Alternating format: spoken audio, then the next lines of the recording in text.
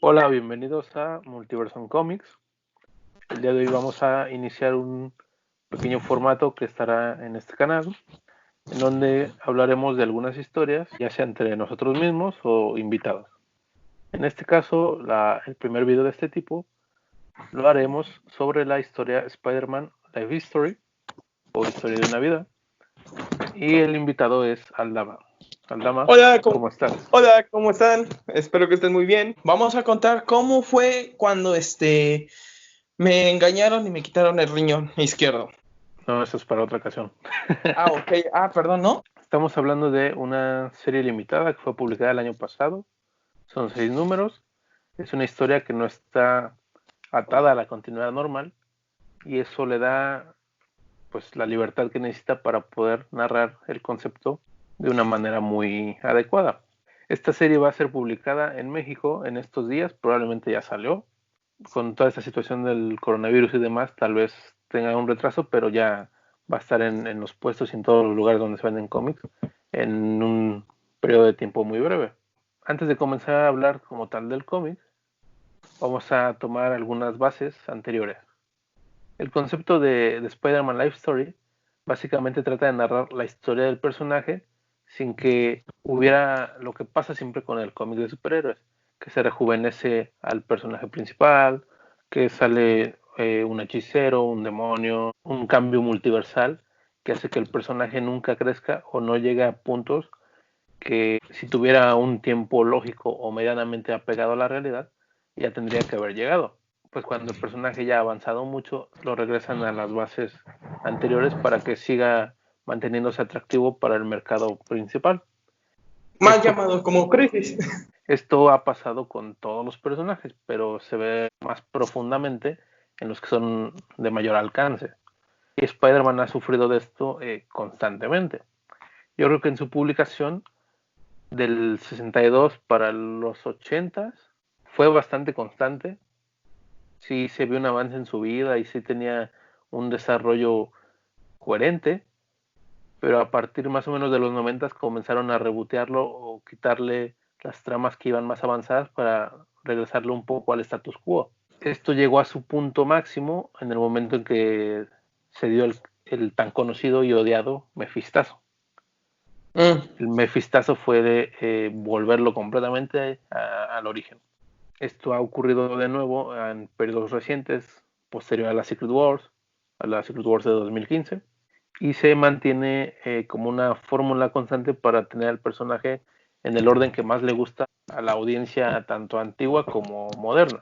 Hablando sobre esto, Aldama, ¿tú qué opinas de este trato hacia el personaje? O sea, el cómic de superhéroes es obvio que tiene que mantenerse así por ventas, pero ¿tú qué opinas? ¿Sí te gustaría que algún día tuviera un crecimiento sin regresar a lo básico?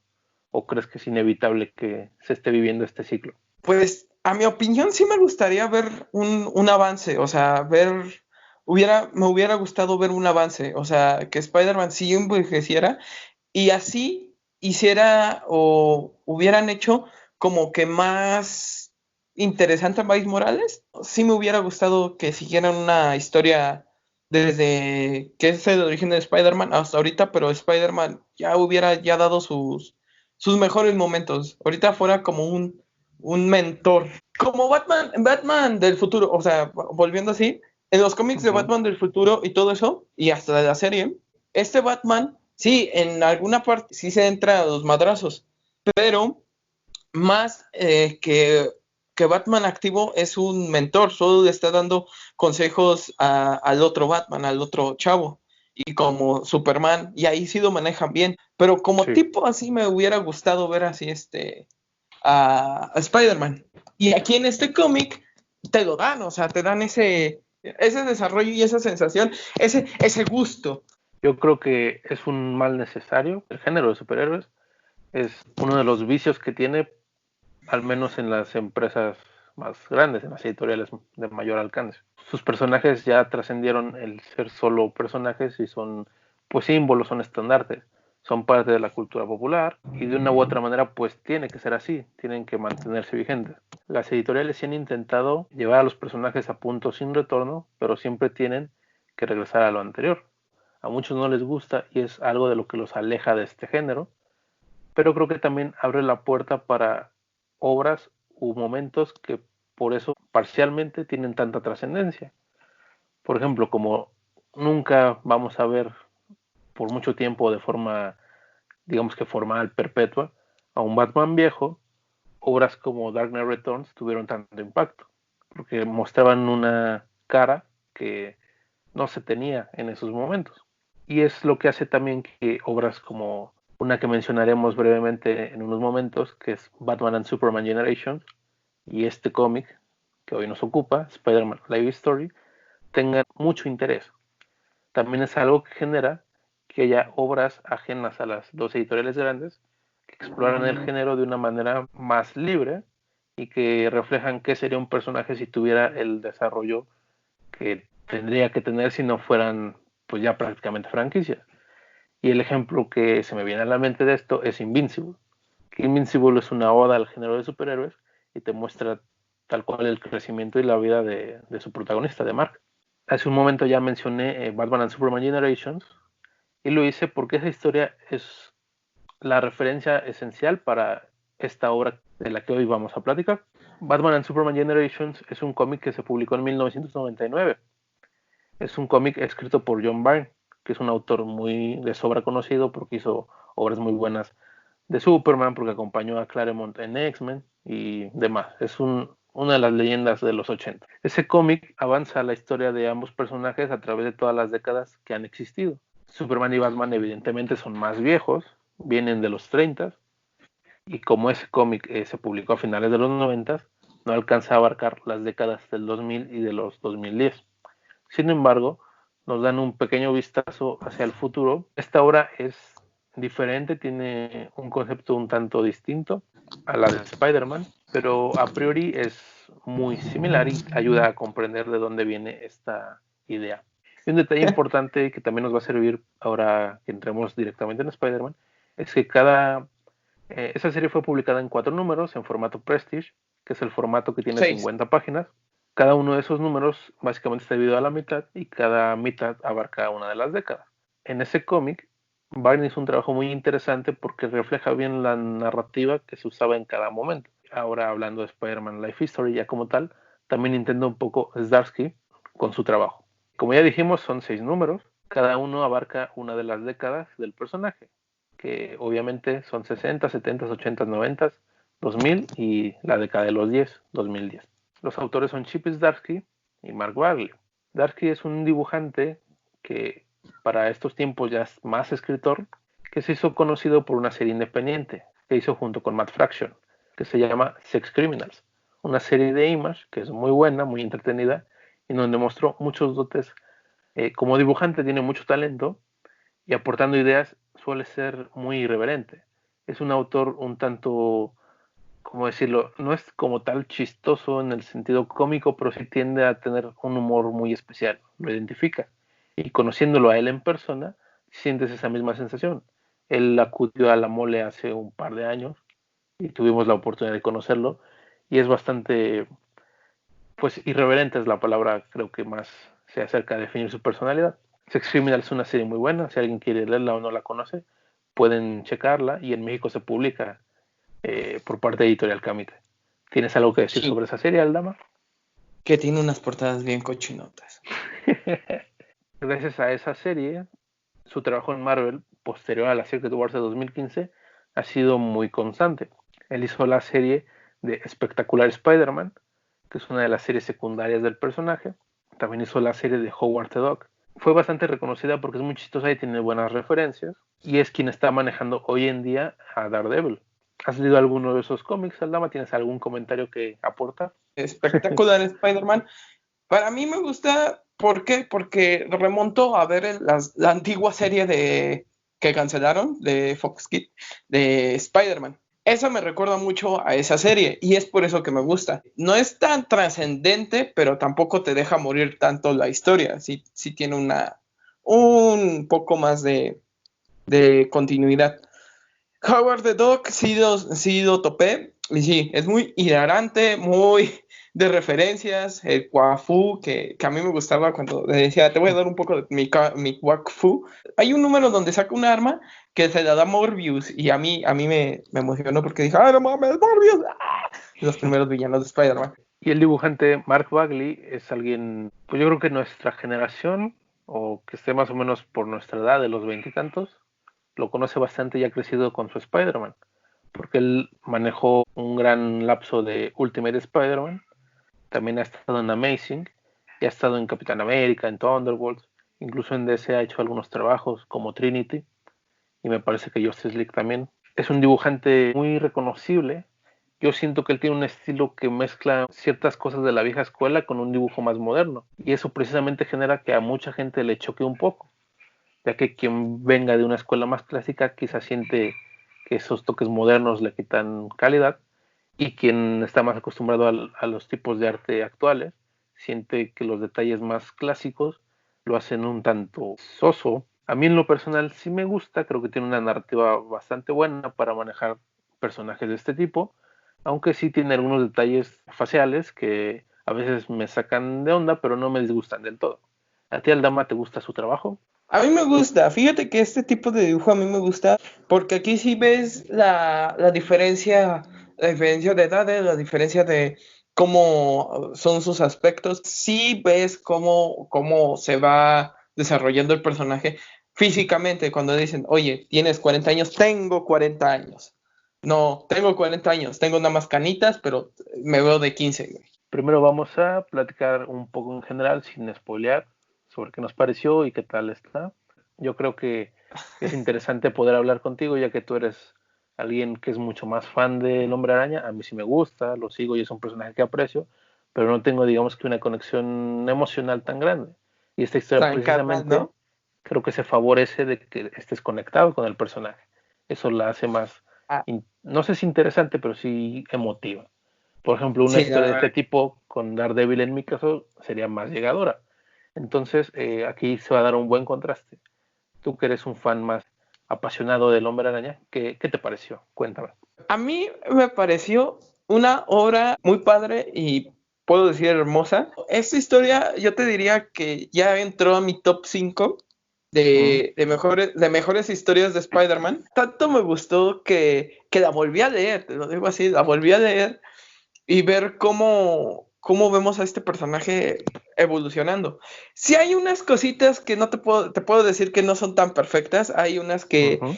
que sí me sacaron de onda, más de onda me dieron risa, pero remontando a los viejos cómics, algunos sí, algunas veces sí te daban esa impresión. Lo que también me encantó el desarrollo, o sea, cómo van desde un punto cero, desde el punto cero, desde que Spider-Man tiene los poderes hasta el último momento del cómic. A mí me gustó mucho la forma de narración. Si piensas que va a ir aburrido o va para abajo, en un momento te sube otra vez, te sube el hype o te sube el ánimo para seguir leyéndolo.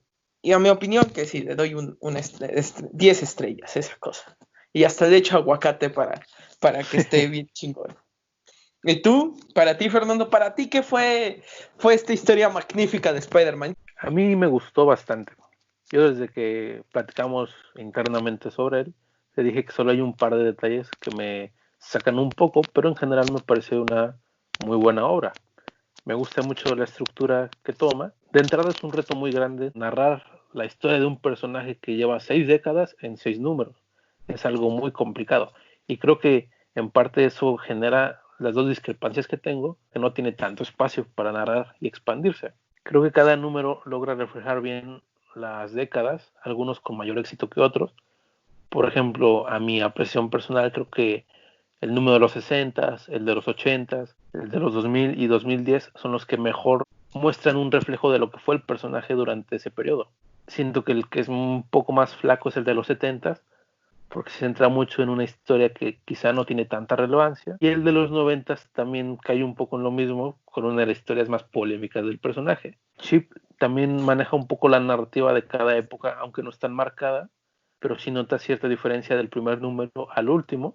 Y algunos comentarios que leí en inglés, al verlos por varios lectores, creo que es importante mencionarlo, es que en su idioma original, Chip logra reflejar la forma en la que se hablaba el idioma en la época. Entonces es un detalle interesante que te pone muy en ambiente sin necesidad de hacer lo típico que ocurre mucho hoy en día, que es sobrellenar las viñetas de referencias de cultura pop.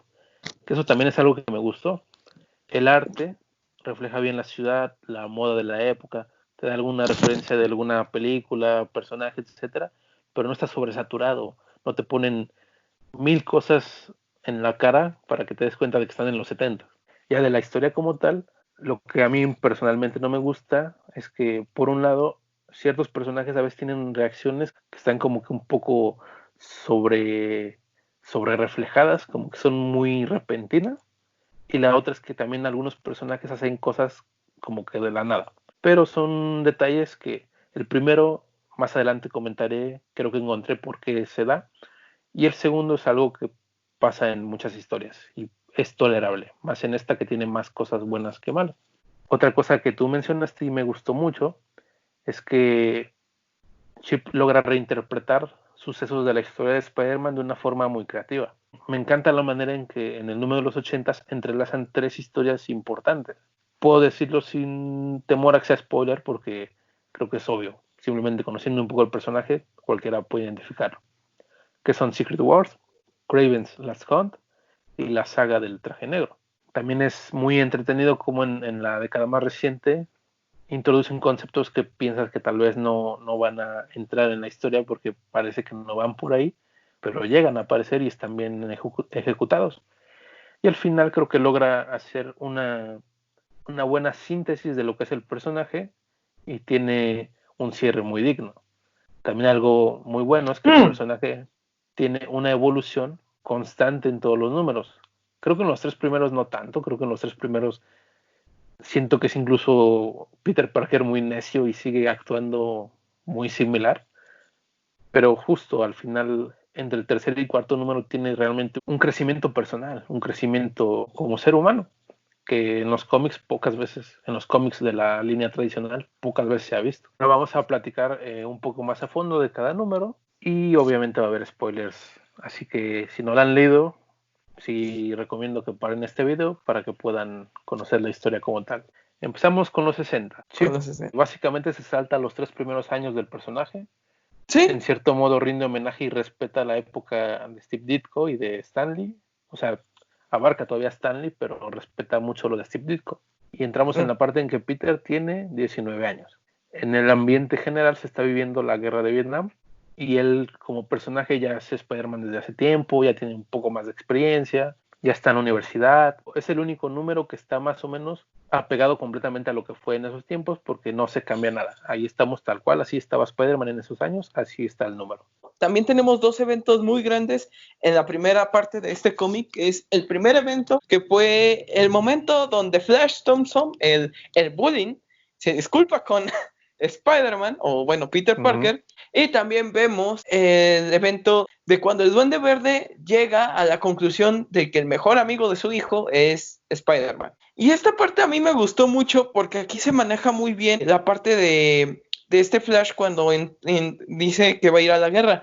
Y sí llega un momento a darle a entender a este Peter, cuando se está despidiendo y todo, que lo disculpe y que es por eso que Spider-Man fue el que lo inspiró en hacer eso, a entrar a la guerra. Los puntos pivotales de este número, de entrada en el contexto, es la guerra de Vietnam, que es algo interesante como Chip refleja un poco de la mentalidad estadounidense en aquellas épocas y juega con el sentido de responsabilidad de Peter Parker. Todo el mundo sabe pues, que tiene ese pensamiento de un gran poder conlleva una gran responsabilidad y llevado a ese plano un poco más realista, pues estar en una guerra y en esos tiempos de agitación lo hace cuestionarse si al tener superpoderes debe ir a esa lucha. Spider-Man durante todo el número tiene ese dilema, pues justamente cuando se da ese evento de pues este choque con Gordon y él al saber que él va a ir a la guerra y que va a ir inspirado por su rol de Spider-Man, Peter siente más presión. Uno de los detalles que le comenté a Lama que a mí me sacaban un poco de onda, porque el momento en que ellos están conversando, Peter explota discutiendo con él y quejándose de una forma muy exacerbada. Explota de un momento a otro, de 0 a 100 en unos pocos segundos.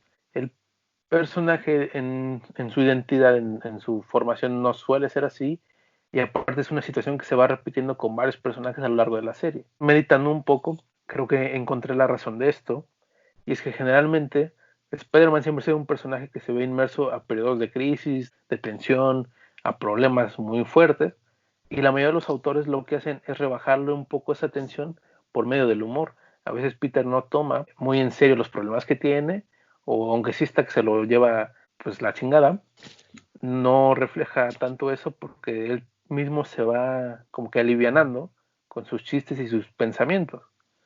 En este cómic esto no ocurre. Chip hace un Peter un tanto más serio que cuando tiene un problema sí reacciona y explota como una persona normal, como un ser humano real. Aunque sigo sintiendo que a veces son muy aceleradas estas demostraciones de incomodidad o de las problemáticas que hay, creo que esto ocurre también porque hay muy poco espacio para desarrollar esos momentos de tensión. Así que este es uno de los detalles que no me agradan, pero comprendiendo esto que comentaba, se entiende qué es lo que quería hacer Chip. Creo que está muy bien llevada porque enfrenta una problemática real, como era la guerra, con una de las tramas, pues sí, más destacadas en el cómic original, y le da un momento de cierta redención al personaje pues, del bully, y acentúa el conflicto que tiene Peter. Conflicto que se va a solucionar más adelante cuando habla con un personaje que años atrás era el símbolo del establishment gringo, pero que con el tiempo se ha ido transformando más al concepto de libertad como tal, sin importar si su patria o no está de acuerdo con eso, que es el Capitán América. ¿Qué opinas de esa conversación que tiene el Capitán América con Spider-Man, en donde le libera de la culpa o de la presión de tener que ir a la guerra? Esa conversación que tuvo, a mí me gustó y tiene como que sentido si lo llevamos a la vida real, como si tienes un problema. No todos los problemas de todo el mundo deben de caer sobre tus hombros. Y es lo que me gustó que hicieron entender a Peter, porque no porque todos mis amigos, todos van a hacer algo en la guerra, yo tengo que hacerlo. Y Capitán América no, le dice, es tu decisión, es la decisión de todo ser humano. Y imagínate si mueres, cosas, cosas tan simples se llevan a esa plática como ser humano, o sea, no se están tratando como superhéroes y simplemente Peter lo comprende. Creo que estoy de acuerdo contigo. Creo que el capitán dice algo muy bueno en diferentes situaciones, que es, tienes que tomar la decisión pues por ti mismo, de acuerdo a lo que tú sientas y pienses, y hacer lo que creas correcto. Quizá te equivoques o quizá aciertes, pero teniendo ese control en tu decisión vas a estar bien. Por ejemplo, si Spider-Man simplemente se iba por la presión, también Nueva York iba a quedar desprotegido.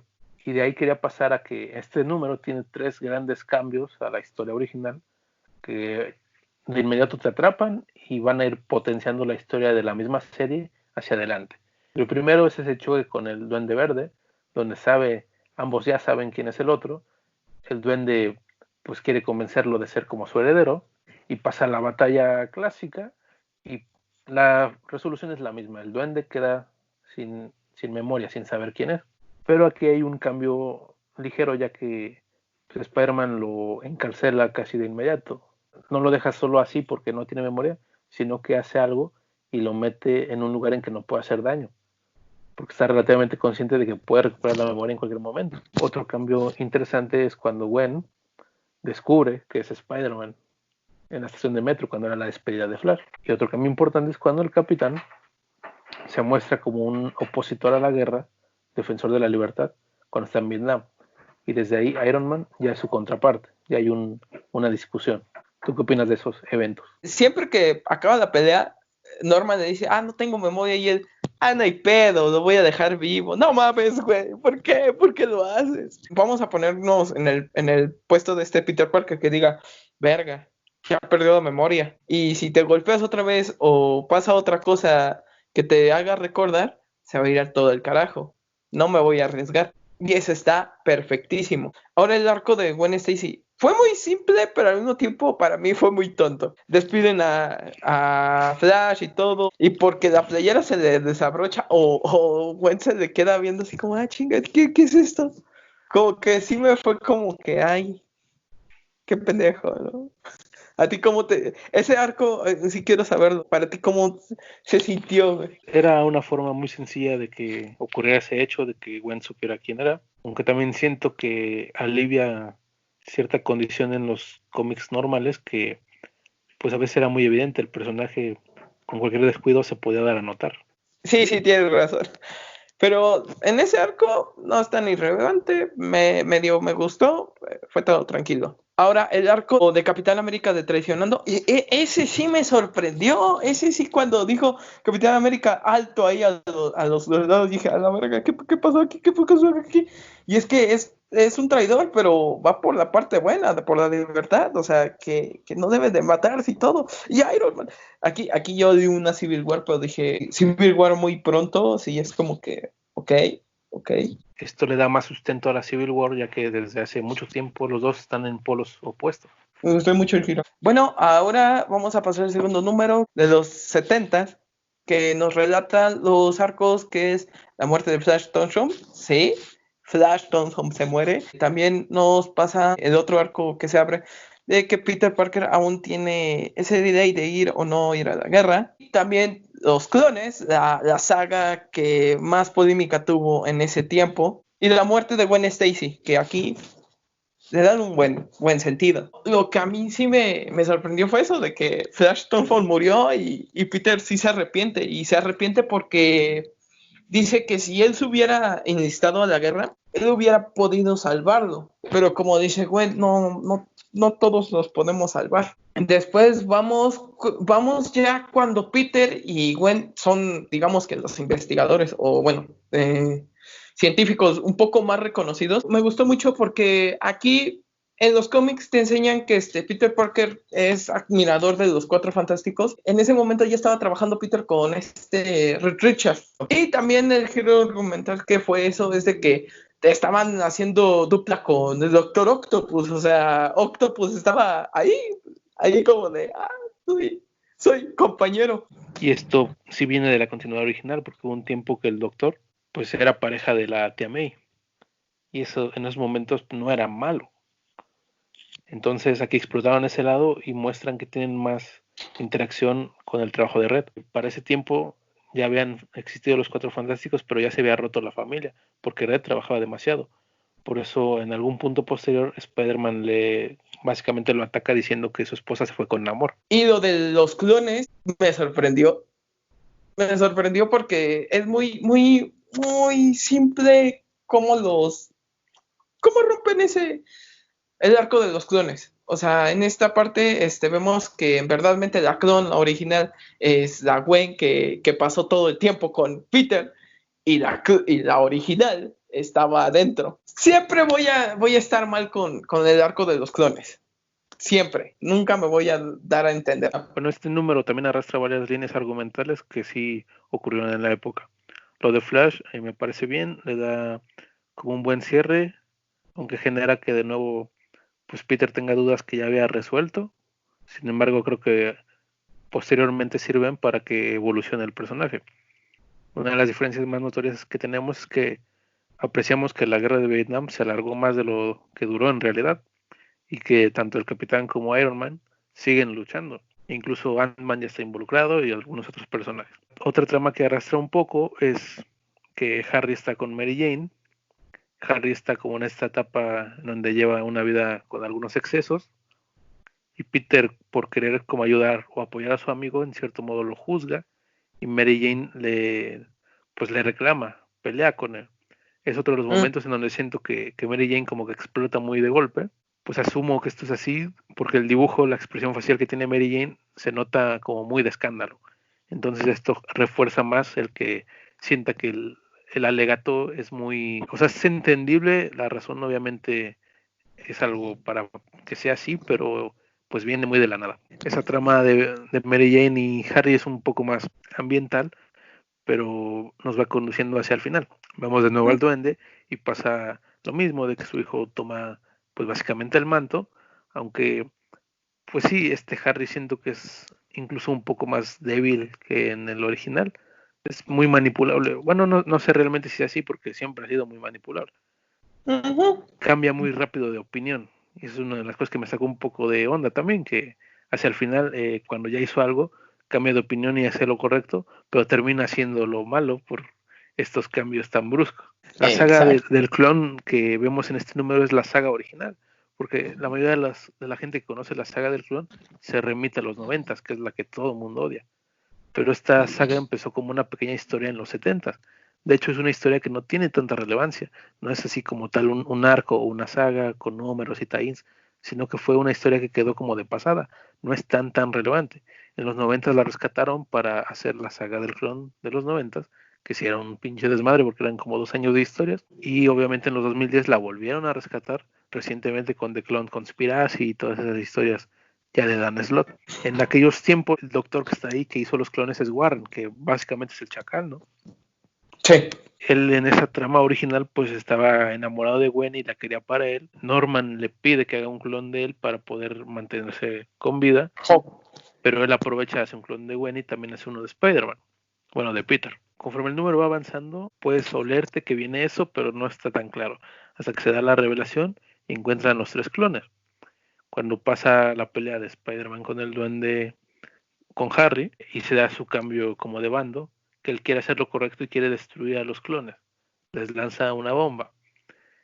Y justo en ese momento Warren está llorando y dice que no, que hay que rescatar a Gwen, hay que rescatar a Gwen, porque esa Gwen es la original, la clon es la que está con Peter.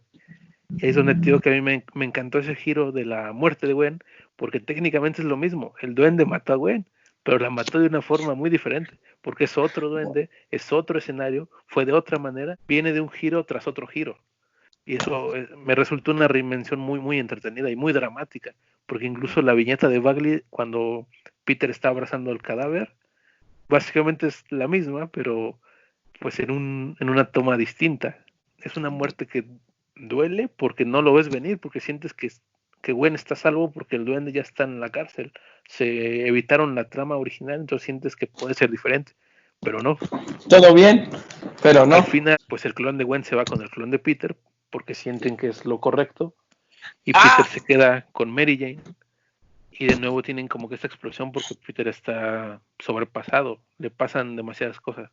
Ahí no entendí por qué esta Mary Jane se fue con este Peter, o sea, si ya tenía una relación con este Harry. Ahí no entendí muy bien eso. Y también de este clon, de cómo se ve como que tranquilo. En la historia de los clones, los dos están como que muy sacados de onda, pero el clon se ve muy feliz. Y la otra Gwen también se ve feliz. Supongo que lo de Mary Jane lo hicieron así porque siguiendo un poco la trama original de que Harry pues perdió lo que tenía con ella y pues digamos que las tragedias hicieron que se unieran. Las tragedias que vivieron hicieron que comenzaran su relación. Ahora pasaremos al número de los 80, Aldama.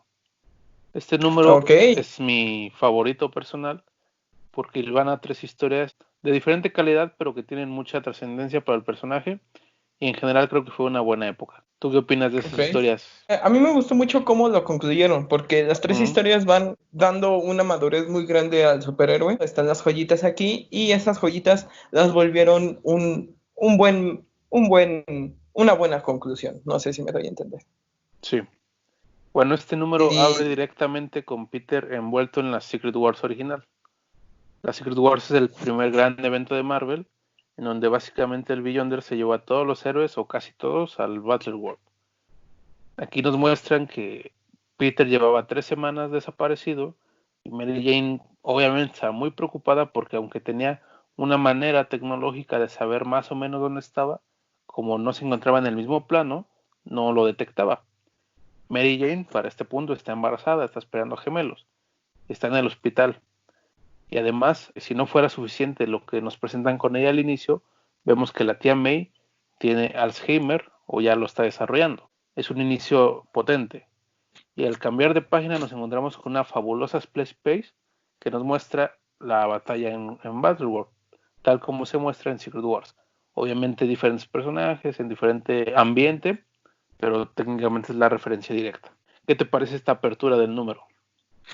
A mí me gustó mucho y aparte, como tú dices, o sea, aquí vemos cómo en realidad sí hubo, como digamos que consecuencias por el evento de Secret Wars, o aquí por lo menos nos enseñan eso, de que sí, son 3 semanas de que no estuvo Spider-Man, 3 semanas que estuvo desprotegida de la ciudad, 3 semanas que dejó a su esposa y a sus niños.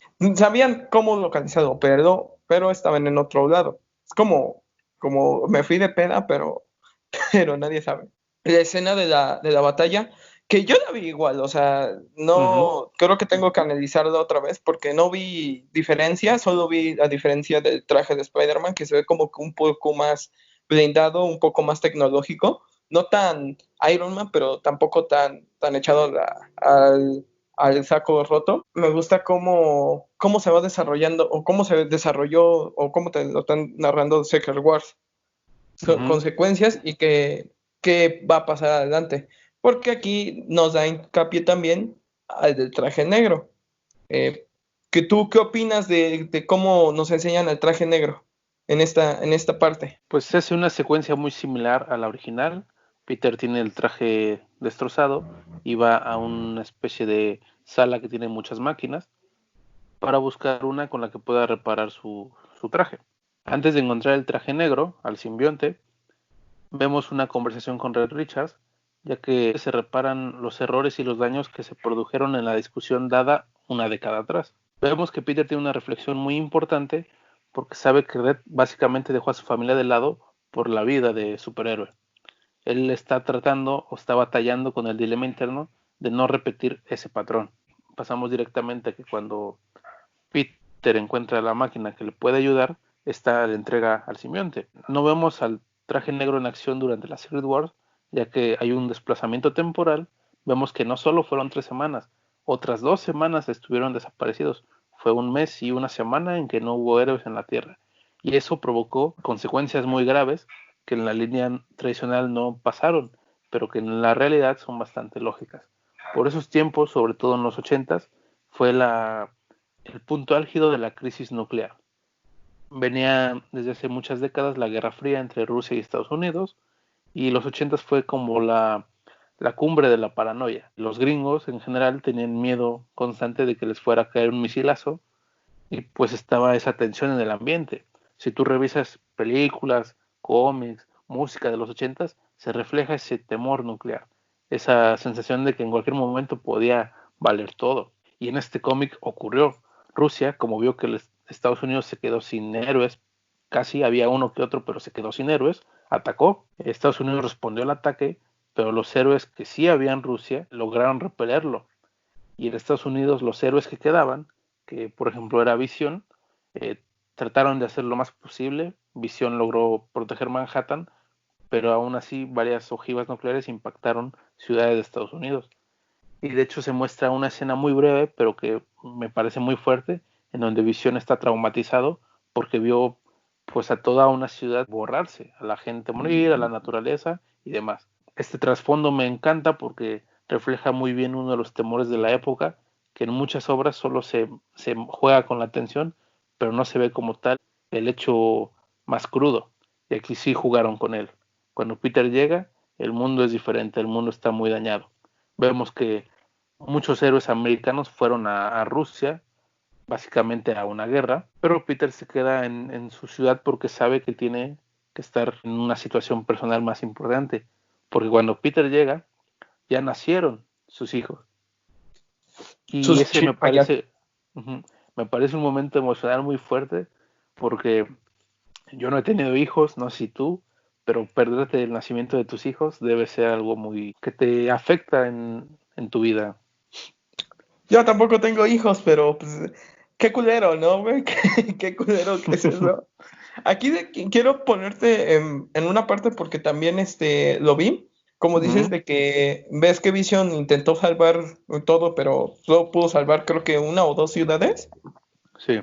Entre esas ciudades que se las llevó el chorizo, ¿por qué crees que Hitman o el hombre hormiga o el hombre gigante ya no sale? Porque en una ciudad estaba él y se lo jodieron. Lo de Yanman que mencionas no lo recuerdo, pero algo que vale la pena destacar es que Bagley en sus viñetas, pues sí esconde ciertas cosas o ciertos detalles que son enriquecedores.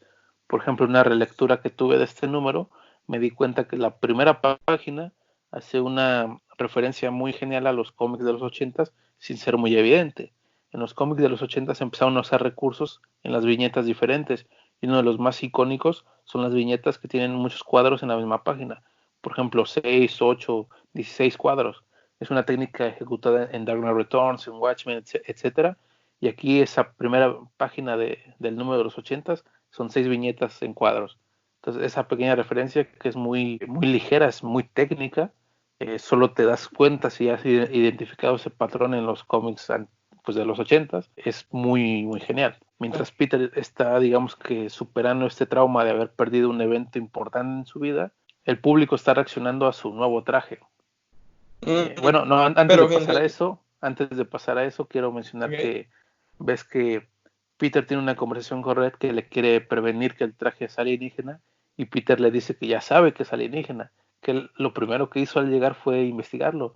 Y a mí eso me gustó mucho, porque en la línea original, pues Peter sí se ve muy güey, porque él es un científico, aunque no tuviera éxito en esos momentos, él es alguien inteligente, y por mero espíritu científico, si tienes un traje que ves que reacciona y que está como que te da más fuerza y todo, pues tienes que investigarlo. Creo que es obvio que no te vas a quedar nada más así. Y el Peter original sí está como que muy, muy güey y no hace nada hasta que Red le dice.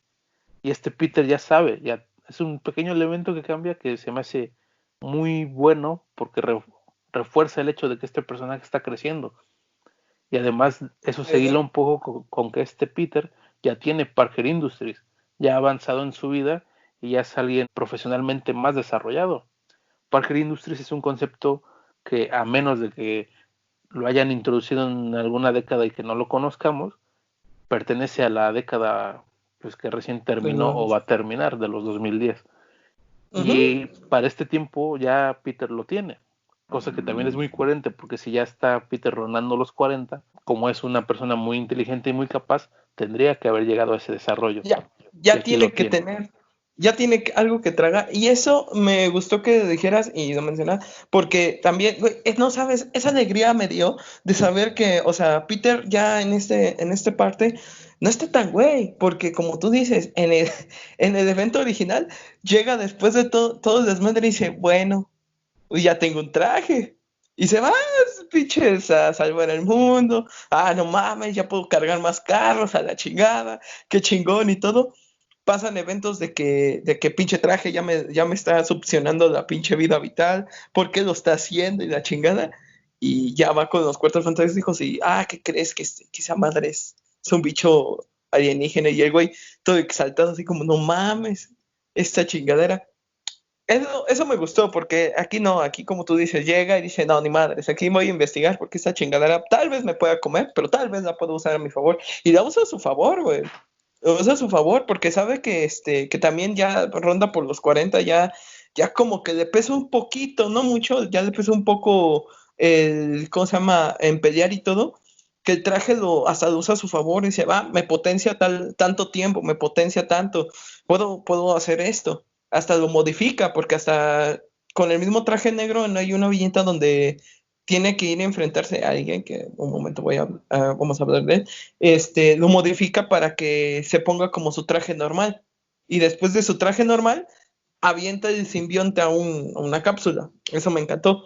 Lo de Parque Industry, tienes razón, hasta ahorita por los 2010, por estos años, vemos en los cómics originales que ya Peter Parker, pinche científico nivel Iron Man, tiene su industria. Mientras tanto, no mames, o sea, sí me acaba un poquito de que siempre usaran el argumento de, es que es pobre, güey. Es pobre y es por eso que es Spider-Man. No, güey, puede ser rico, millonario, pero inteligente y ser Spider-Man. Eso es como una alegría, es un pequeño placer de la vida de un fan, de ver cómo tu superhéroe de vida no está valiendo tanto y no tiene que tragar una maruchan para sobrevivir. Sí, que Pero bueno. La identidad de Spider-Man sufriendo económicamente, o sea, en general sufriendo en todos sentidos, es algo muy del personaje y que los fans aprecian, pero creo que sí tiene que haber un desarrollo como es la vida misma. Las personas por lo general también van a pasar tiempos de necesidad y de problemáticas, pero tiene que llegar un punto en que vayas progresando. Obviamente no todo el mundo avanza por diferentes cuestiones, pero pues sí debería ser así, y más tratándose de un personaje que tiene habilidades más allá de lo normal. Y de aquí vamos a lo que iba a tomar antiguamente, que ahora sí lo vamos a mencionar, que Ujú. es que este impacto de la población por el traje negro se ve reflejada en que hay un imitador que está actuando violentamente, que está Violenta. combatiendo villanos, pero básicamente los está matando. Y esto hace Y es, referencia directa a la historia de The Maidis, a Kraven's Last Hunt. Efectivamente es Kraven, Spider-Man lo confronta con su traje normal, pero por estar pensando en tantos problemas, se descuida, recibe un navajazo que está contaminado con algún narcótico, y mientras está atarantado, Kraven le dispara.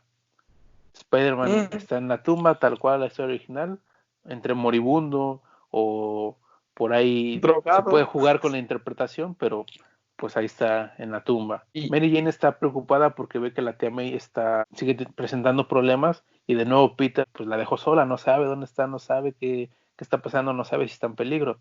Y se preocupa mucho porque ve que el simbionte sale por sí mismo de la cápsula, como buscándolo, desesperado.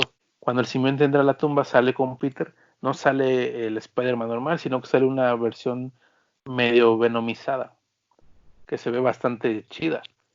Y esta versión va a buscar a Kraven y tiene un enfrentamiento muy rudo, en donde pues sí, Spider-Man va a matar a Kraven. Y tiene que llegar Mary Jane a salvarlo de sí mismo y salvarlo de hacer una estupidez. Que también es otra de las escenas más dramáticas y poderosas de la historia, porque se nota que Mary Jane está rebasada, está hasta la madre. Obviamente, como pareja y como alguien que lo conoce, lo quiere, lo estima y comprende los retos que afronta estar con Spider-Man, pero llega un punto en que, güey, ya no mames, no hay forma, no, no vas a dejar esto de lado, es tu vida y lo entiendo y sé que es importante, y yo misma por mi salud mental, sentimental, emocional, no puedo estar aquí. Entonces, tras solucionar esa situación, pues Mary Jane lo deja, lo abandona, se separan. Peter se queda cuidando de su tía May y Mary Jane se va con sus hijos. Esto es algo que explota las tramas originales, porque en los 80s siempre se manejó esta situación de que había problemas en el matrimonio, de que Mary Jane vivía con tensión constante, pero también es algo que muy pocas veces explotó y nunca llegó a este nivel de tensión y de drama en que realmente hay consecuencias. A mí esto también me encantó, me encanta ese desenlace, y pues ya finalizando con el número, me gusta mucho como la referencia final de que el simbionte evita que Kraven se mate y se une a él. Se une a él, lo que pues me parece un poco más interesante. Eddie Brock obviamente es el clásico y todo, pero sus motivaciones pueden ser un poco más simples. Simplemente un fotógrafo que está emputado con Peter. Y este Kraven tiene un poco más de motivaciones. Viene de su cuestión personal de padecer cáncer, de tener este como dilema entre que es ruso y americano y cree que Spider-Man no es suficiente para salvar a todos, y le da un contexto diferente, es un Venom interesante que casi no vemos, pero que se ve bastante sólido. ¿Tú qué opinas de estas cosas? de Kraven y todo, a mí me gustó mucho la pelea, le da un poco más de sentido a la pelea. Lo que a mí me gustó aquí es de que, como tú dices, muchas historias de Spider-Man en los años 80 y un poco en los 90 trataban mucho de la relación de Mary Jane y él en su matrimonio, pero siempre que llegaba un clímax como aquí, siempre salía con una mamá de, no, ¿sabes algo? Tienes razón, estos son los problemas de ser Spider-Man, pero no te preocupes, te los voy a consecuentar y voy a estar contigo. Aquí no, aquí sí te enseñan las consecuencias de que sabes de que tu pinche marido es un superhéroe y sabes que en un momento dado puede llegar y no puede llegar, o puede llegar, pero de todos modos va a estar fracturado ese desmadre. De parte de eso, de parte de lo del simbionte, a mí me gustó donde sale este Venom, porque ya es un Venom, donde ya Spider-Man ya se va por el odio, o sea, ya no se gobierna por sus leyes de un gran poder conlleva una responsabilidad, no, conlleva de un gran poder conlleva al romper de su puta madre ese cabrón. Este, y ya sale así, o sea, ya sale modo Venom. Y eso me gustó. Y me gustó también de que, como te digo, llega un clímax de que Mary Jane hasta lo salva de sí mismo, porque imagínate, ella, ok, lo deja, abandona a todos, y lo deja, hubiera sido un Venom muy raro con Peter, pero no pasó eso. Lo salva, ve las consecuencias, él en el momento final lo ve y lo comprende, o sea, no, sí se siente triste, pero lo comprende todo lo que está pasando y todo lo que conlleva ser un superhéroe. Y no, por eso no le dice nada a Mary Jane, por eso no, esas ganas que dice él en la viñeta de que quisiera voltear y decirle y todo eso, pero sería volver a comenzar otra vez. Y, o sea, simplemente él dice, lo tengo que dejar. Tengo otra responsabilidad porque también se pone el manto de un gran poder conlleva una gran responsabilidad. Y al final, para cerrar este cómic y este arco, que es de Kraven y el rompimiento del matrimonio de Peter y Mary Jane, es como Kraven ya de plano, ya su depresión, su pelea contra el cáncer, ya en serio desgastado, o sea, con canas, con diciendo, verga, ya cicatrices, porque le dibujan algunas cicatrices como de ya de pelea, como de puta, güey, ni siquiera sé si soy ruso, ni siquiera sé si soy americano, ni siquiera sé si estoy traicionando a la madre Rusia, o estoy traicionando a, y simplemente se dispara, pero Venom dice, no mames. Que es culero de Venom, porque dijo, no mames, para que no tenga pedos mentales como el otro, güey, dejo que se dispare y me lo apodero. Claro que sí. Fíjate que no había considerado eso hasta ahora que lo mencionas, pero es probable. O sea, bueno, lo platicaremos en el número del 2010 porque ahí es cuando volveremos a ver a este Venom. Seguimos con los cómics que abarcan los años 90, donde vemos o donde comenzamos con que Octopus comienza a hacer un montón de desmadre. ¿Por qué? Porque la tía May para en este punto ha fallecido. Sí, amigos, ha fallecido la tía May, la tía que por fin, porque tenía 80, como estábamos dialogando hace rato, tenía 80 años y esa vieja no se moría, o sea, pasaban crisis, pasaban eventos no mames, Peter, ya tengo un 80, no mames, ya yo tengo 40 y tengo depresión y soy pobre. Es algo feo. Bueno, vemos que ya murió la tía May. Por esa razón, Doctor Octavio o Doctor Octopus comienza a hacer locuras. ¿Por qué? Porque se da cuenta de que hay un clon de Spider-Man, hay un clon de Peter Parker. Y también para este entonces ya Octopus se da cuenta de que Spider-Man es Peter Parker, su antiguo nieto, hijastro, porque aquí te lo calcan muy raro. Bueno, la primera viñeta que nos enseñan es donde este Ben Reilly, el clon de Spider-Man, está como fotógrafo, porque aquí vemos que Ben, su vida como Ben en la otra ciudad, sí se dedicó a la vida que es de Peter Parker, que fue de fotógrafo en un periódico pequeño, que no nos lo comentan, pero bueno, vemos cómo Octopus está haciendo su desmadre y llega a ver a Ben y le dice, ¿vienes conmigo o mato a tu compañera? Y simplemente ahí acaba el arco donde vemos que Ben se rinde. O no sabemos si pelea, solo vemos que en ese momento Ben solo va, se lo lleva.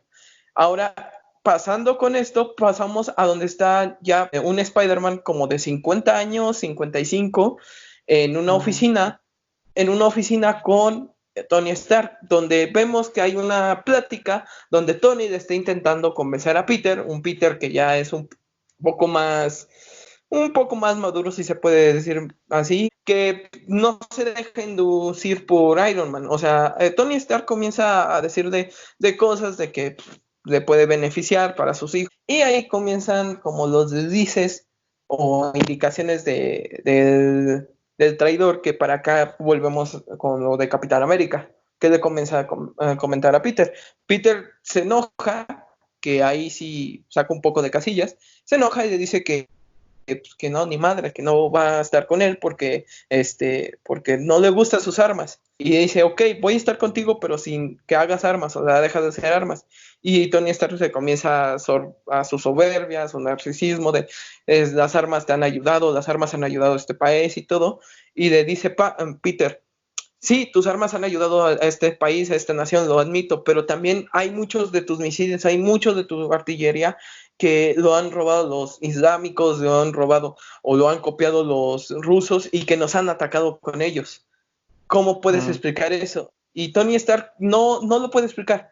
Y antes de que le diga otra cosa a Peter le dice, o lo amenaza diciendo, pues nada, pues vete o si no te voy a dar un santo putazo, que hasta tu guardián, tu guardaespaldas, que aquí también vemos esta referencia de que Iron Man o Tony Stark, a uno dice que es Iron Man, aquí aún no se sabe que es Iron Man, le dice que su guardaespaldas Iron Man le va a tener que buscar porque lo va a aventar un putazo que hasta le va a faltar jeta para ese putazo. Aquí me gustaría comentar brevemente, me parece que la guerra con Rusia ya había terminado porque es lo que le reclama a Tony a Peter, que él salvó al mundo básicamente.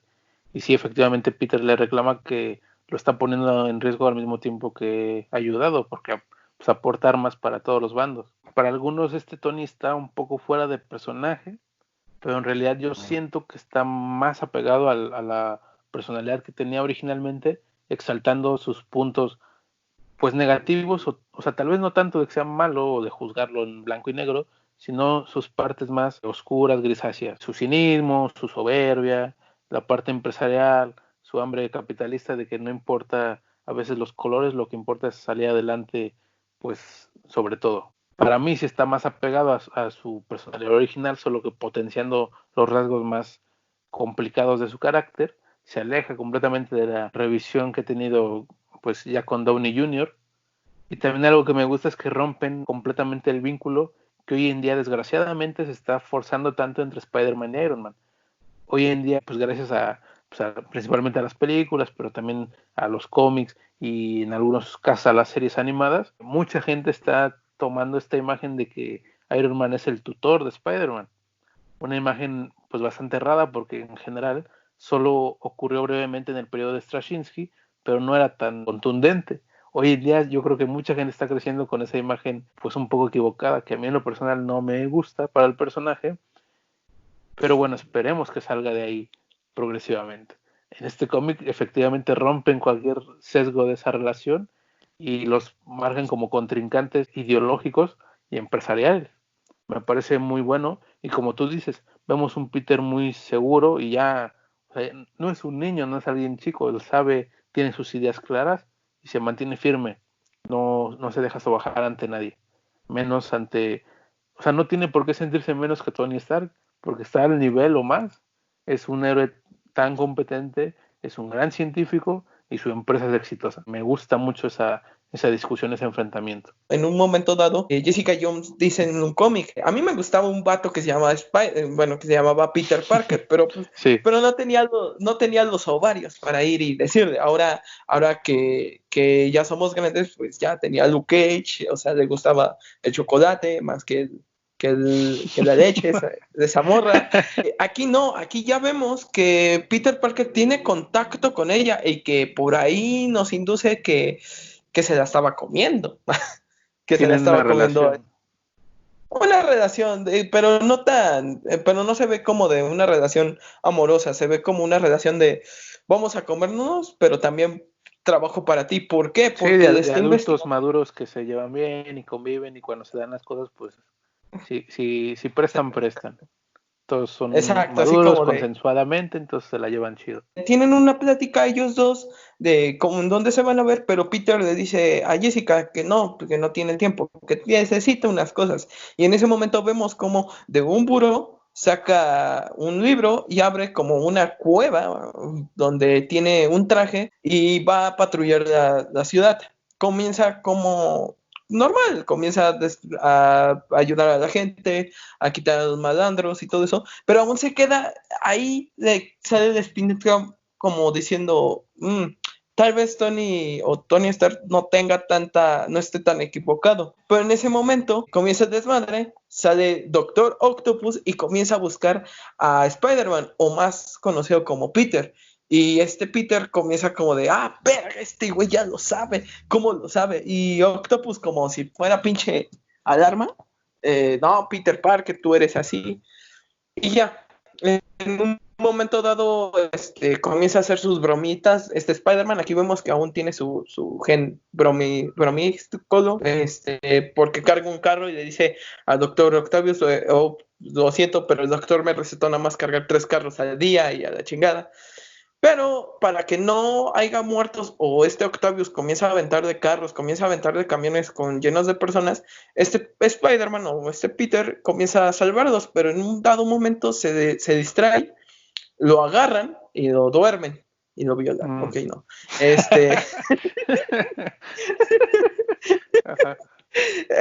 Ok, no, eso no, pero en ese momento, pues ya, lo duermen y todo eso, despierta, y cuando voltea a ver a Harry, voltea a ver a Ben, porque le dice, ¿qué hubo, Peter?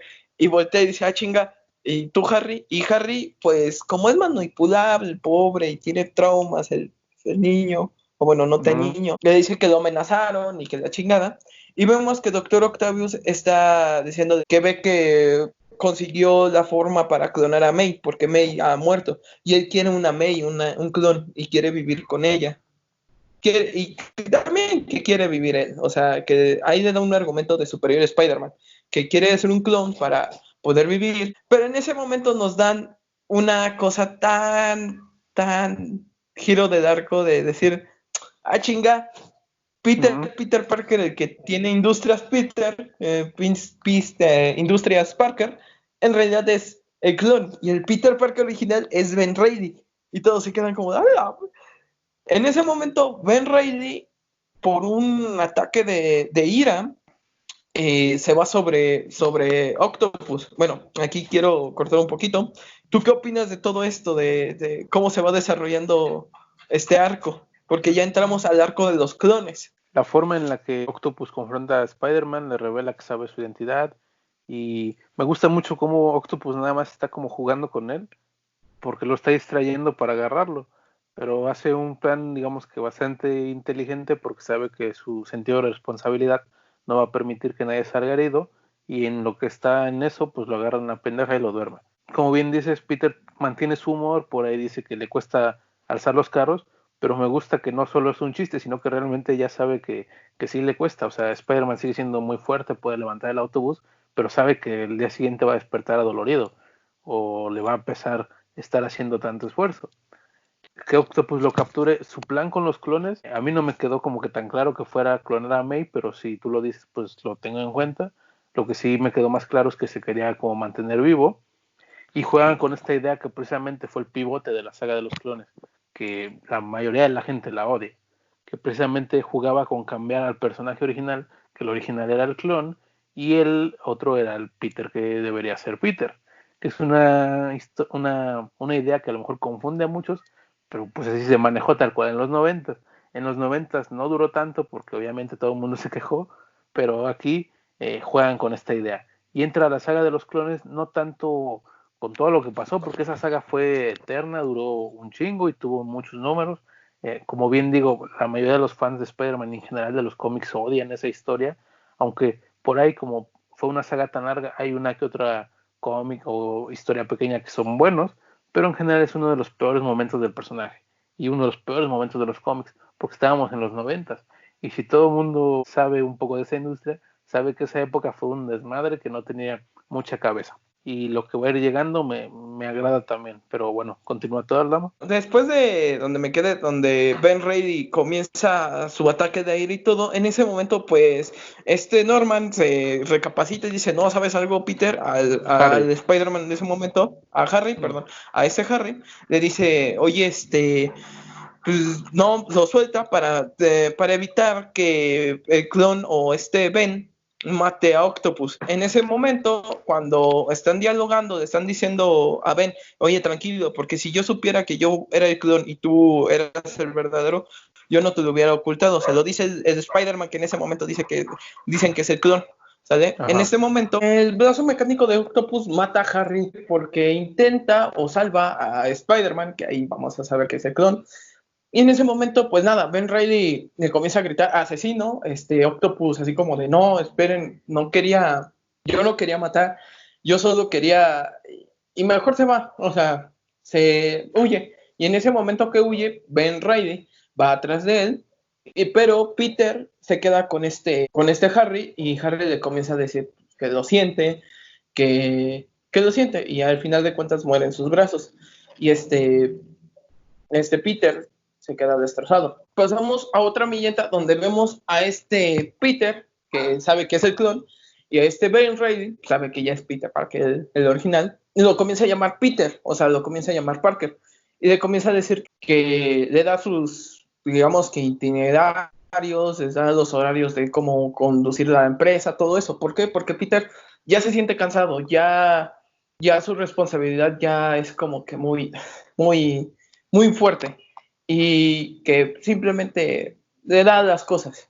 Ben Reilly le dice, ok, pero en ese momento sabe que Ben Reilly también estaba vestido como Spider Escarlata donde él vivía, y le da Peter Parker en ese momento, le da a Ben Reilly las cosas, y les dice que ahí están los trajes, y también Ben Reilly le da una máscara que es de Spider. ¿Tú qué opinas de todo esto después de la muerte de Harry y de que Doctor Octopus simplemente está viejito?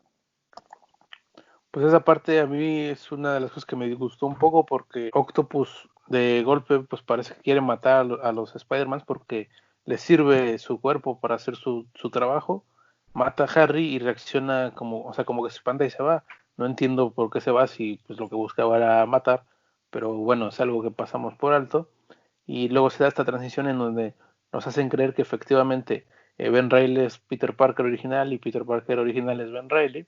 Entonces el que aparentemente es el clon le da la vida que ha construido al otro para poder retirarse, básicamente, tener una vida más tranquila, aunque después vamos a descubrir pues por qué hace esto. Después de esto, Spider-Man mueve unas cosas, ella le llama otra vez a Jessica y le dice que Jessica aún insinuando así como de que qué onda, pues nos comemos el caldo, y ella, no, espérate, necesito unas cosas.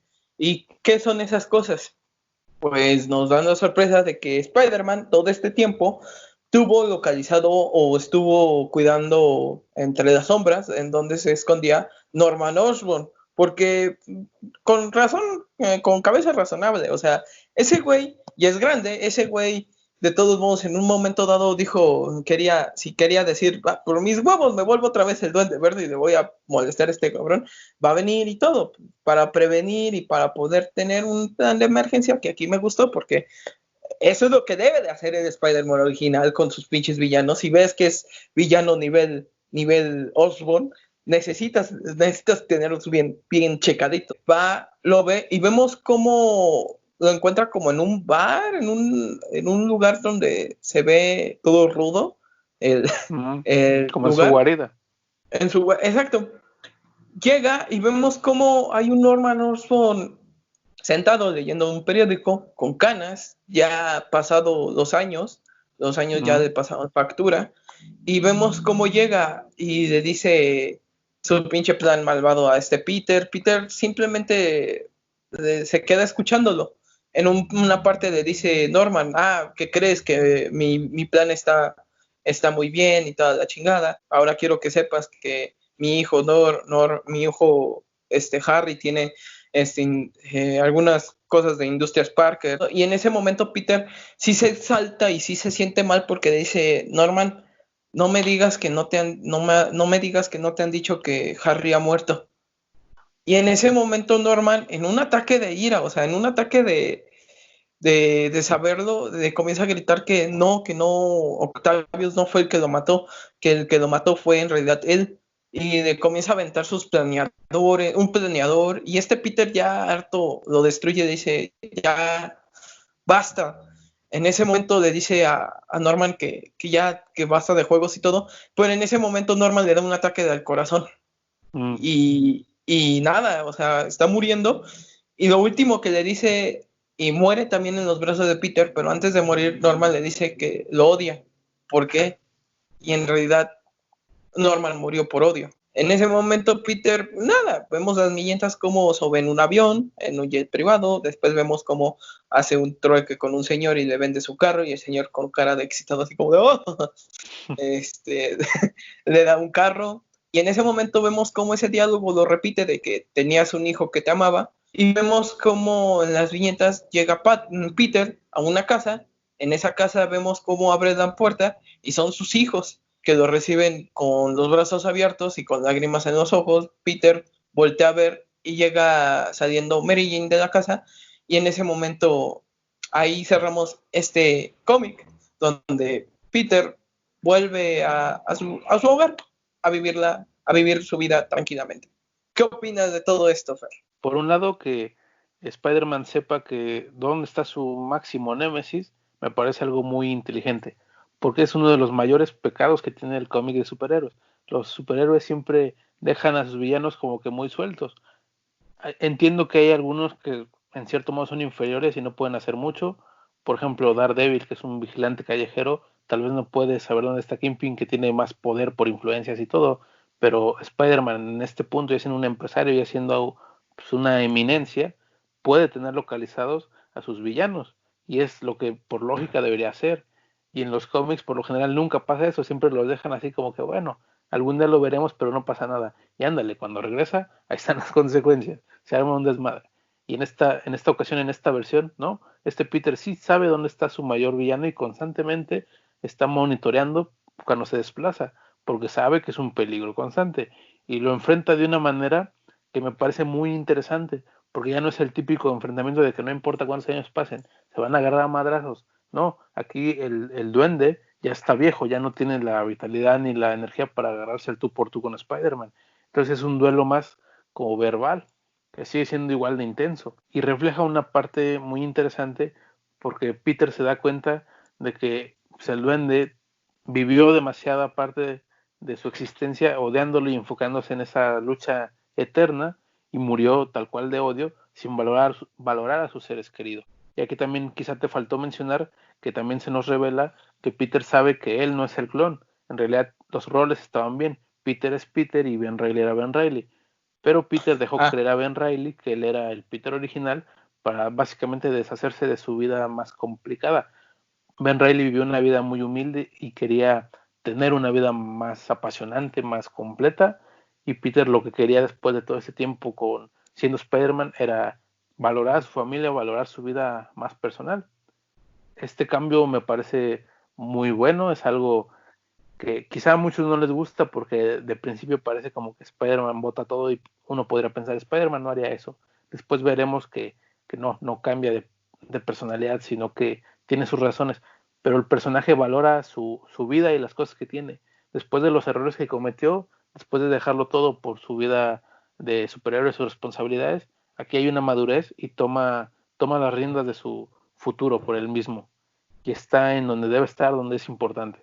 Entonces me parece un desarrollo de personaje muy muy bueno y que llega a un punto en que los cómics difícilmente, en los cómics de la línea tradicional, difícilmente hemos visto o veremos. Con el número de los 2000 entramos directamente a la etapa en la línea original de Straczynski. Nos encontramos con uno de los personajes pues más poderosos, entretenidos y que ha generado tramas pues muy locas, quizá muy comerciales, pero sí muy grandes, que es Morlun, el vampiro, ¿cómo se le llama? Cósmico, multiversal, porque pues puede navegar por los universos, ¿no? No tiene límites. Y es uno de los Sí. personajes, pues aunque muchos quizá lectores más antiguos no les agrada, es un personaje muy fuerte. Incluso recuerdo que pues en los mismos cómics Spider-Man dice que es los madrazos más fuertes que le han dado han sido él. Si recordamos una historia como The Other, que pues más detalles menos, me parece una buena historia, pues Morlun ha sido uno de los pocos que le ha puesto una putiza, pero señora madriza, y que pues No, mató a Spider-Man.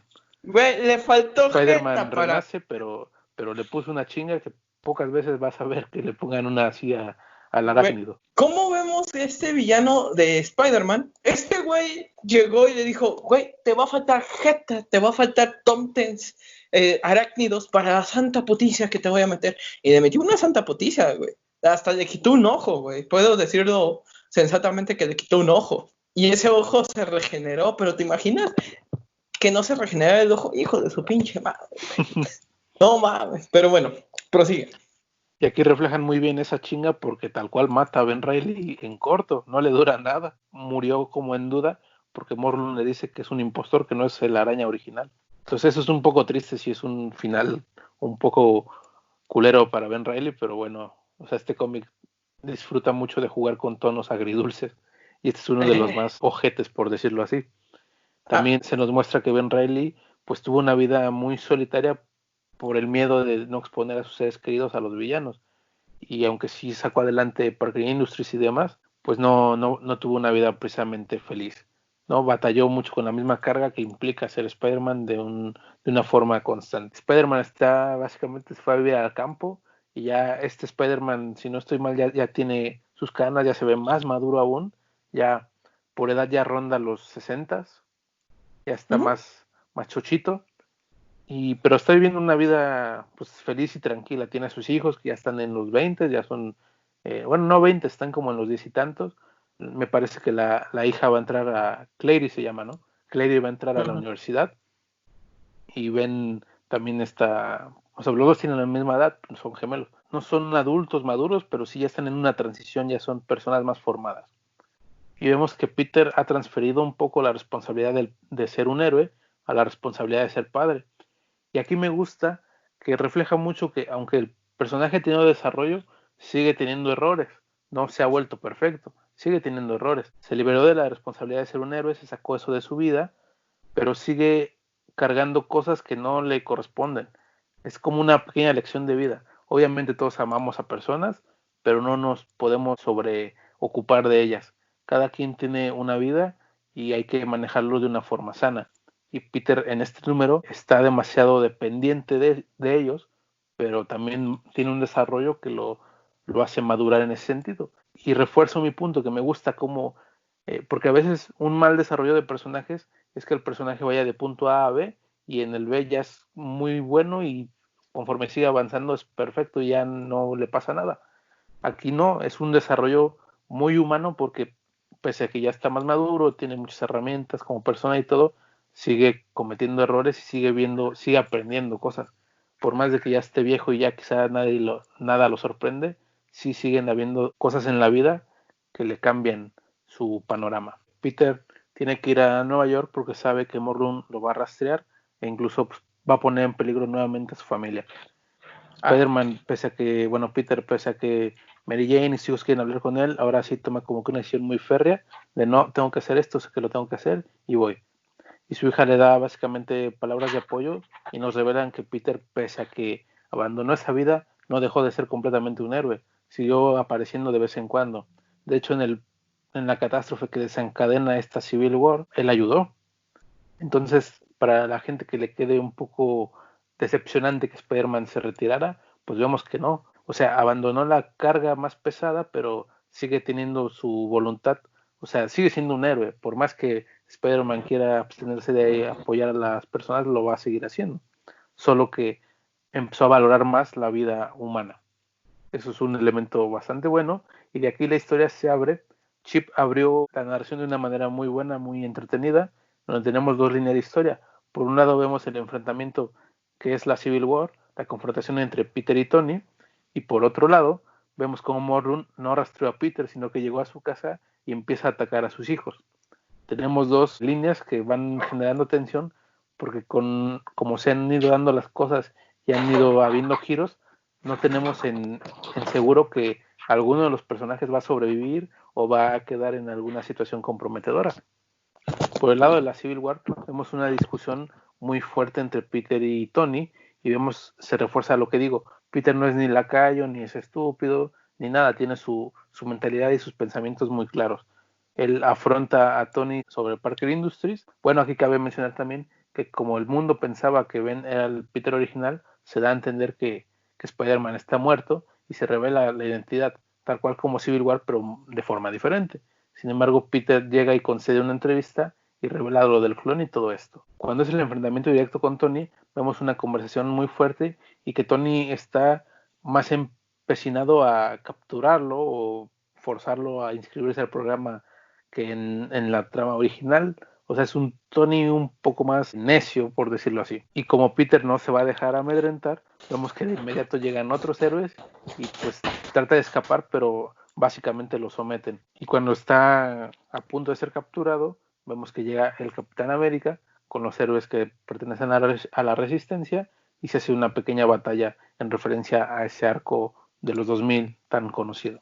Es donde se hace una mención a Daredevil que te dije, que se menciona que lo capturaron recientemente. Que Daredevil seguía de pinche punk, como siempre, y me enorgullece que haga eso. Mientras está esta pelea entre las fuerzas del Cap y de Iron Man, Spider-Man tiene que decidir de qué lado está, tal cual como en la historia original.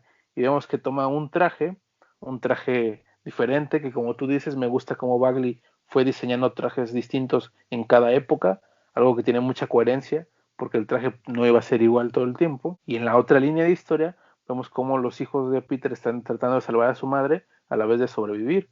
Vemos cómo Morlun captura a Clary, pero ella logra arañarlo, mostrando que sí tienen fuerza. Vemos que Ben es inteligente, se da cuenta de que Morlun está débil mientras está comiendo, así que traman una estrategia en donde Ben básicamente se sacrifica, deja que Morlun le chupe bastante de su conciencia vital para que Clary pueda atacarlo. Clary de una forma épica mata a Morlun bastante rápido y logran sobrevivir, mostrándonos que no son unos niños ni son pues unos personajes inútiles, sino que ya son personas capaces, y también pues refuerza la idea de que Peter va a tener que madurar y ver que sus hijos no son su responsabilidad, ellos son capaces de salir adelante. También cabe resaltar que esta Civil War no solo viene del hecho de registrar superhéroes, sino que las tensiones venían desde toda la historia, con siempre esa diferenciación ideológica que han tenido el Cap y Iron Man, y pues reflejan que este conflicto va a seguir.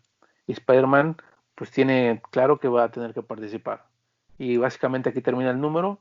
Me parece un número bastante bueno que refleja muy bien estas ideas y me encanta ese crecimiento de personajes que tiene y cómo presentan a sus hijos. ¿A ti qué te parece estas dos tramas, cómo se va contando todo y los sucesos que narre? Me gustó mucho estos dos arcos, me gustó los detallitos que se dieron. El Uh-huh. primer detalle que me gustó del arco, bueno, de la historia de donde está Spider-Man con Civil War, es de que Iron Man, pues no fue tan egoísta y sí, les dio algunos trajes completos y a otros les dio como que herramientas tecnológicas para que fueran más potentes su bando. Y de otro bando de Capitán América, que son los Vengadores, o sea que sí, Iron Man no llamó a los Vengadores su equipo y todo, pero a este Capitán América sí llegó, ahí tienes una referencia de los Vengadores. Ahora, Spider-Man ya como diciéndoles a todos de que pues, sí, tenía un clon y la chingada, y a huevo, sí puedo hacerme clones y todo, me gustó también. Vemos como Peter es más maduro, me gustó de los trajes, me gustó el traje negro que usó para derrotar a la legión de Iron Man y para que vieran lo de Civil War, que nada, se juntó con el Capitán América y aparte le dice a Capitán América que tiene problemas con sus hijos, de que van a tener que derrotar a ese güey, al chupa, al vampiro, y nada. Lo de los hijos, pues me gustó mucho. Aquí vemos cómo vemos que no a fuerzas tienen que tener a Spider-Man, o sea, no a fuerzas el único que le puede derrotar, o uno de los que puede derrotar es Spider-Man, no, ahí están sus hijos ya crecieron, sus hijos ya tienen poderes y engurlecen mucho al padre. Me emociona mucho. Bueno, después del final de donde vemos que el hijo de Peter tal vez esté bien pinche tieso y Peter se haya unido o se unió prácticamente a la resistencia con este Capitán América, pasamos a los 2010 hasta el 2019, donde nos relatan que en todo este tiempo se desarrolla Civil War, pero ningún bando ganó y en realidad ganaron los supervillanos. En ese momento, el mundo se cansó de ver que los superhéroes se pelearan entre ellos, así que le dieron poder a un dictador. ¿Y quién es ese dictador? Pues Doom, ¿quién más? Que tiene una máquina o una base espacial que tiene una máquina que puede destruir todo el mundo. Lo que pasa aquí es de que Spider-Man ahora es el nuevo líder y el nuevo líder de la resistencia y también tiene a su mando a la nueva generación de héroes, como ellos, como su hija, como su hijo, que no es tal un superhéroe, pero sí es como un técnico, y su hija que se tomó como el manto de Spider Escarlata o Girl. Y también vemos a Miles Morales, que ahí sigue y me gustó porque por lo menos ya en esta historia lo ponen como canónico. Si se preguntan qué les pasó a los otros superhéroes y todo, nos resumen en que hay muchos que desaparecieron, hay otros que ya murieron, hay otros que se retiraron y viven sus vidas intentando plenas. ¿Tú qué opinas de esta parte, de cómo se desarrolló Civil War y todo y su conclusión? ¿Qué opinas, Fer? Me gusta mucho ese desarrollo porque es la idea que más o menos se manejó en la Civil War original, pero por esta tendencia de Marvel de cada año hacer eventos, de cada año cambiar el status quo, pero cambiarlo nomás como para medio contar historias y otra vez al año siguiente hacer otra cosa que medio cambia, pero seguimos igual, y así cada año, cada año, cada año, que fue uno de los vicios, ha sido uno de los vicios y sigue siendo uno de los vicios más dañinos que tiene esta editorial. Pues las consecuencias que la Civil War original tuvo duraron 3 años, por ahí se manejó esta idea de que los villanos ganaron con Dark Reign, pero pues eso se corrigió y se siguió adelante con otros eventos nuevos cada año. Aquí no mantuvieron más o menos la coherencia y vimos que ese Dark Reign ya no le tocó comandarlo a Osborn, sino a un villano tan poderoso como es Doom, y lo mantuvo pues ya por una década, porque esta historia se está narrando precisamente en el 2019 y Doom ha sido pues el dictador del mundo, tiene tecnología con la que está controlando a todos y en esta misión básicamente van a tratar de destruir toda esa tecnología con una base que dejó Tony Stark, y también ligeramente se redime a este personaje porque pese a que ha sido pues muy criticable durante toda la historia, aquí pues sí dejó algo bueno entre todas sus cosas malas. Precisamente vemos que introducen a Miles a la continuidad original, pasó lo mismo que pasó en el otro universo, pero en el que están contando esta historia. Vemos cómo se juega un poco con que es muy raro que le pasó lo mismo que a Spider-Man. Y Spider-Man, el mismo Peter Parker, admite que es incluso mejor que la su edad. También que su hija es más competente y que en general los héroes de esta generación son más efectivos que los héroes anteriores. Una idea que estoy seguro que a muchos no les gusta, pero creo que es bastante prudente porque los héroes consecuentes tienen más herramientas que los héroes originales, porque los héroes originales existieron en un punto en que no sabían ser héroes. Los héroes nuevos pues ya tendrían más bases y más recursos. Así que a mí en lo personal me gusta esta idea, es una transición pues obvia, que exactamente para esos tiempos debería suceder, pero no va a pasar. O sea, ha sucedido más o menos y a mucha gente no le gusta, que es respetable. Pero bueno, en esta línea sí lo tenemos, sí tenemos esta transición. Y vemos a Peter, como tú dijiste, como líder de la resistencia, en una misión que se sabe que es muy peligrosa, pero que es capaz de hacer.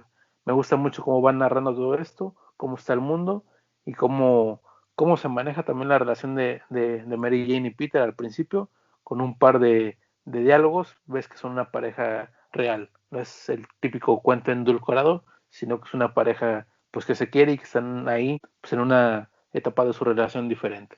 Después de todo eso, cuando están Peter y Mike Morales en la nave, van subiendo hasta la base espacial de Tony Stark para poner el dispositivo, pero tienen que esperarse como 5 minutos para que cargue esa madre y explote y salve el mundo.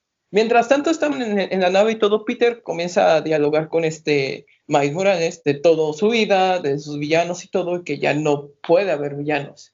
Y en ese momento, ¡pop!, nos presentan al Venom Craven, donde mágicamente, y no sabemos cómo, llegó y comienza a atacar a Spider-Man, a Peter y a Miles Morales. Comienzan una pelea épica donde lo derrotan o donde se ve que lo vencen.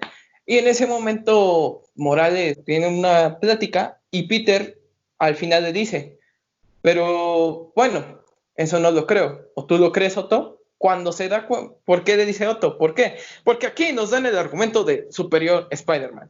¿Por qué? Porque vemos que en realidad Miles Morales es Octavius. Y aquí vemos cómo comienza una pelea entre ellos, pero al final la pelea se va a las mentes, donde en ese momento también le dan el argumento donde Peter va a pelear con Octavius en el cuerpo para ganárselo en Superior Spider-Man. Pero aquí vemos cómo Octavius comienza a rejuvenecer a él como Peter se rejuvenece y vemos cómo los villanos están, vemos al Peter con sus diferentes etapas, sus diferentes trajes, y le dan en su madre, como siempre, y al final, cómo le gana a Octavius, o a Doctor Octavius, pues nada, sale la tía May para darle razón de ser a Octavius, dejarlo entrar en razón de decir que él no era así, era él una persona buena, que no debe de hacer eso, y que ella lo espera, y gracias a la tía May, gana la pelea de Spider-Man. ¿Y tú qué opinas ahí, en esa parte? Porque ya vamos al clímax. La interrupción de Venom me gusta mucho, me gusta esa pelea donde Venom se ve muy fuerte. Y te decía anteriormente que no había pensado en que probablemente Kraven murió desde que Venom tomó su cuerpo. Pero bueno, aquí hay una idea que me gusta, que es muy morbosa, en donde cuando logran desintegrar a Venom, pues cae un esqueleto. Y Spider-Man refuerza su punto de que sus villanos ya no están vivos. La revelación de que Miles es el superior Spider-Man me gusta porque no lo ves venir. Es otra de esas tramas que parece que no van a retomar o a lo mejor la van a mencionar tangencialmente, pero está ahí directa, de forma directa, y es lo mismo, pero de nuevo con cambios muy creativos. De hecho, me gusta cómo el traje de Miles es muy similar al de Superior Spider-Man, pero esta es una cosa que se dio por casualidad en los cómics originales. Es algo que no era pensado de esa forma. Y aquí juegan con eso. Y la lucha que tienen entre ellos dos en forma mental me agrada, porque es como que un gran tributo a la historia de Spider-Man. También si quieres tu fanservice, porque son como que sus villanos clásicos. Y por otro lado vemos las versiones, no sé si las más representativas, pero sí la mayoría de los Spider-Man que han estado en las diferentes épocas. Y la resolución que tiene el conflicto de no usar solo la fuerza bruta, sino de cambiar al villano haciéndolo razonar, me parece muy atractiva y muy agradable. Me gusta esta transición que nos conduce hacia el gran final. Después de todo esto, ven que la nave ya se está yendo a la verga. Así que Peter, por instinto, mete a Miles o a Otto Octavius adentro de una cápsula, y Otto Octavius está peleando, diciendo de no, yo quiero sacrificarme, tú tienes aún vida, y él, no voy a dejar que sacrifiques una vida que no es tuya, Otto. Y en ese momento a Peter manda a Octo o a Miles Morales adentro de la cápsula para salvarlo, y en ese momento Peter comienza a pasar todo por su mente, cómo ha vivido, sí, su vida, cómo ha sido, y comienza a pegar la nave para evitar o para poder acabar contra Doom. En ese momento Peter ve que hay un agujero, se abre un puto agujero en la nave y dice, ya aquí ya valió madre, y ¡pum! Vemos que no, que el simbionte aún sigue vivo y le está ayudando, y le enseña el logo de Spider-Man, pero del traje negro. Y en ese momento Peter otra vez vuelve a su mente y hace un diálogo con Mary Jane, ya rejuvenecidos, y hablando de que cómo fue la vida, cómo lo logró, cómo llegó hasta ahí. Y al final, simplemente cuando regresa a la realidad, las últimas palabras de Peter Parker es, me saqué de la lotería. Y en ese momento vemos cómo explota la nave espacial. Después de eso vemos un salto de un poquito de tiempo, donde vemos a Miles Morales en un laboratorio, donde está o se encuentra Octopus, ya todo desgastado, todo destruido. Y le comienza a decir Miles a Octopus que fue su funeral de Peter, que la ciudad lo supo, que no sabe cómo, porque nadie se lo informó, pero que la ciudad supo y se levantó y dijo que había cambiado el mundo. Y en ese momento, pues nada, vemos que Peter Parker murió y todo eso. Le dice Octavius a Miles Morales que él no quería eso, él quería ser mejor en su forma, no sabía cómo. Morales le dice, yo venía a matarte, yo venía a desconectarte y todo eso, pero ¿sabes una cosa? Peter no lo hubiera hecho o no hubiera querido, y simplemente lo deja agonizando.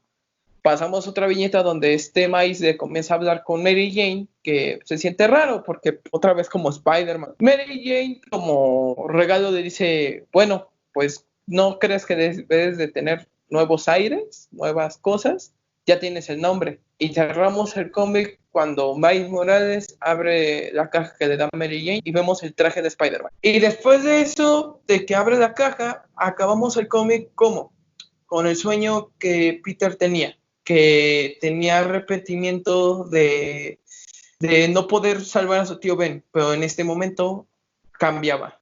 Pues me parece una conclusión muy buena. El sacrificio creo que es un tributo muy clásico. Esa situación ha pasado en muchos momentos, pero siempre sale avante. Y en esta ocasión no, esta ocasión sí tiene su destino final. Quizá solo me sacaba de onda porque Venom ayudaba, porque pues se supone que iba a atacarlo, pero ya pensándolo un poco más, pues ese personaje siempre ha sido así, cambia de como de bando por cualquier razón. La conclusión con Miles me parece muy adecuada. Al final lo del sueño creo que termina de redondear al personaje porque se saca el mayor trauma que tiene la historia de Spider-Man. Cierra el ciclo, Spider-Man ya es libre y todo está bien. Así llegamos al final de la historia y también casi del video. En general me parece una obra bastante buena, me gusta. Ya he mencionado que puntos no son del todo perfectos, pero en general tiene muchos elementos muy disfrutables. Y creo que precisamente los fans del personaje, o conociendo un poco su cronología, se vuelve una lectura muy entretenida. ¿Tú qué opinas como conclusión, Aldama? En conclusión, como les dije en el comienzo del video, esta historia es una de las joyas que más me ha gustado. Mi top 5 de las mejores historias de Spider-Man la remontó hasta el top número 2, donde está esta historia. Hay cosas, como les digo, que también no me gustaron, pero hay cosas que excelente. Y si quieres algo en esta cuarentena, te recomendamos mucho esta historia. Es muy buena y es algo que pocas veces se va a ver en la historia de Spider-Man o en las historias de Spider-Man. Y esto se va a volver una joya, ¿eh? Y bueno, llegamos a la conclusión de este programa. Mientras he ido gestando esta conversación, he sintetizado un poco la idea y aunque no lo dije al principio, les revelamos que esto se llamará Diálogos 2 in 1 y es un formato como spin-off del Diálogos original en donde cada vez que haya un programa invitaré a alguien, pues a alguien de Diálogos, a alguien de otro canal o pues progresivamente conforme avancemos a otra persona interesante.